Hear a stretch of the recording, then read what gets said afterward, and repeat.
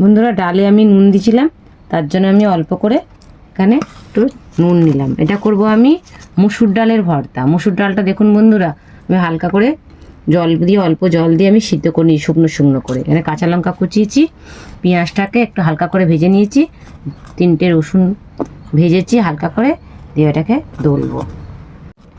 রসুনটাকে ভালো করে নিলাম।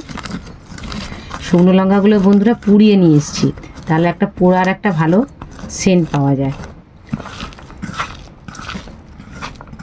ভালো করে মেখে নেবো। মুসুর ডালের ভর্তাটা মেখে নিয়েছি, এবার একটু দেবো কাঁচা সর্ষের তেল।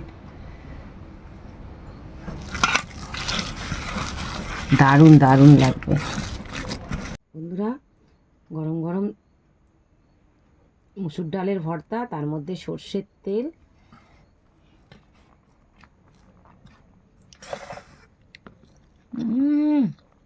দারুণ লাগবে বন্ধুরা। এইভাবে মুসুর ডালে ভর্তা করে খেয়ে দেখবেন।